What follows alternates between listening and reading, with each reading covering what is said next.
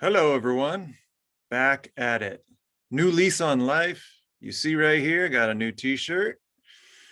Shows the death being chased by a skeletal dog.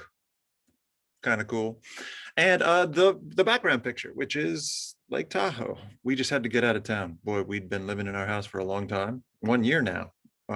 And really needed to get up into some snow. And so we had some fun up there. I hope you all had some fun over your spring breaks as well. I hope you got some time to rest, time to catch up, maybe, time to rest, time to be with people you love, and time to kind of recenter on yourself in this crazy year that continues. 2020 never ended. It just it just extended into 2021. So I want to focus us in on where we are now with the course. What you'll notice immediately is I'm going to go through a couple of things really quickly related to what we're doing this week. And then I'm going to immediately switch into revision policy mode. I have read a number of papers at this point. I'm really enjoying what I'm reading. I'm providing feedback as I go that I hope will be useful for you in revision, but it's going to be important for you to think about how you want to revise your papers, or even if you want to revise your papers. Okay, so first things first, I am going to share my screen with you and we'll go from there. First thing you'll see, welcome back video. We are back into a series of readings that I hope will locate you on the project that we're going to begin working on in earnest this week. What is that project? Well, let's just start with the basics. You know, if you follow different kinds of environmental issues, and if you are yourself a budding future scientist or other kinds of things, you will note that in different kinds of ways, our readings and rhetoric are pointing in a particular direction. And that is that logos, ethos, pathos alone are no guarantees that you'll be a successful, persuasive rhetor who crafts an effective message for a wide variety of audiences. This is the unfortunate conclusion that we reach, is that statistics, facts alone will not guarantee that people come onto your side, will agree with what you say, will be persuaded by your different kinds of ways of thinking about what needs to happen in the future. So where does that leave us? Well, it leaves us in a pretty clear place, and that is what we might call storytelling. The whole idea of this second half of the semester is to move from what we might call rhetorical analysis into rhetorical production. We have spent 8 weeks just kind of reading about rhetoric and reading or analyzing different arguments as they exist online already. But what we're going to be doing in the second half of class is making those arguments instead through what we call the digital story. So you'll see over the next 3 weeks, like we did at the beginning of the semester, I'm going to ask you to read an article. In this case, The Power of Storytelling and Video, developing a sense of place through native science activities. And then week 10, well, let's not say week 10, let's say week 11, Cloud Toward a Spectacular Struggle or the Power of the Big Five. Okay. Those, like Ross Kelly, Schiappa, and Scott, will be the kind of anchoring texts of rhetorical analysis that will help us locate ourselves as digital storytellers. What do? Well, we do like we did before. You post an extended response to the week 8 questions after you read this particular article and leave some comments on it in Perusall. Okay, so that'll be our work this week. But what I'm hoping in a broader sense that we'll do is that we'll start to think about the different kinds of ways that we can craft persuasive stories about a particular site or place. And to develop that story, you might think about those places that you're familiar with, an environment of some kind, a site of some kind, a place or a space that you know about, that is local to you, that may be in Chico or maybe from your hometown, that may be someplace you visit on a regular basis that needs a story told about it. Now, here's where things could start to get interesting. You could craft a positive story about the different kinds of ways in which environmental action has led to change at this site. You could craft a story that points out the issues or the challenges of environmental protection at a particular site. You could tell a kind of an ambivalent story where there are successes, but then failures, where there is an environment that seems to need a story told about it. There are people in the world who may not be familiar with this site, with this place, with this space. And you can be one of the people who reframes their understanding of it. So be thinking about that in different kinds of ways. What is the place that you could tell this kind of story? And what is the story that you might start to tell? Okay. So let me finish off first what I'm saying about this kind of stuff that we're going to be doing this week. The long and the short of it is this.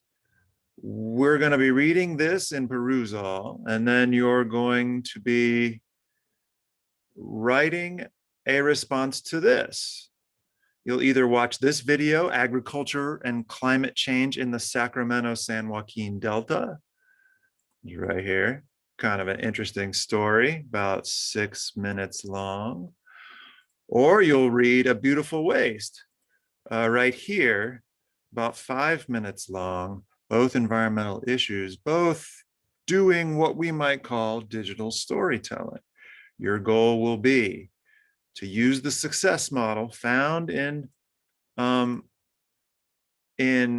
Finkel and Leon's description, and you'll apply it to the video you choose to analyze, to evaluate the success of the success model in terms of the video that you watched. Do you find this video simple, unexpected, concrete, credible, emotional, based in science and doing storytelling? I don't know what I feel necessarily about these two videos, so I'll be interested to see what you have to say about that. So that is us this week. Now the bigger thing. I am going to shift into revising your rhetorical analysis paper. This is posted to the main page of the site. First off, revision is an important part of how I define myself as a teacher. Working through a revision process with all of you is something that I'm very deeply invested in. And I want to make sure that this revision process, this policy that I've put together, is understandable to all of you, makes sense to all of you, and provides you with some flexibility. First things first, you can revise your paper as many times as you would like between now and, let's just say, about the end of April. And I really mean as many times as you would like, but I want them to be revisions and not just edits. If you send me a new draft with several commas added or several commas removed, then you haven't truly revised. What we know about revision is that it's a meaning disrupting process. You add new content or you remove content that was formerly there. You change the draft in a substantial way. That's what we call revision. Editing preserves the meaning that was already there. Editing is just cleaning up what was already there. It's not adding necessarily anything new. So while I want editing to happen, and I'm going to insist that editing happens, it is not the be all end all. The most important thing is that you start to revise. So first things first, please consider revising your paper. Each time you revise, your grade will get better. It just happens. We just know this. And I will use the scoring rubric once again. And as your paper gets better and better, you get more points until you are totally happy and I am totally happy and we are all totally happy. But you can also decide not to revise your paper. If for any reason you are happy or content or have run out of time, that is completely up to you. All you need to do is to revise in that Google Doc that you have already posted to week 7, your revised draft. Just stay in that draft and work with my comments, work with the comments you received from your peers. Start to craft, move things around, write new material, take out old material, do some big heavy lifting with the revision. And when you feel like you're ready, then email me. I'll regrade, like I said, using the rubric that I emailed you, which breaks down the paper into several different moves and gives each of them points. The only thing that you can't improve is the peer critique grade. If for some reason I haven't received your peer critiques or I didn't see them in some way, you may email me, but I went through them very carefully. I went through all of the drafts in their rough draft form, looking for people who had commented on that paper. And of course, you know this by now, you got points for giving help to other people, not for receiving it. So how do you begin this process of revising? I would say reflect on the comments you've gotten from me and from your peers. What was understandable to us? What didn't make sense? What could you add to make your points clearer, more focused, more theoretically in tune, or whatever? And also reread the assignment sheet. Look at the assignment sheet and ask yourself, where am I doing those things Chris said I had to do? Find those places in your document and then think about, well, have I provided enough detail here?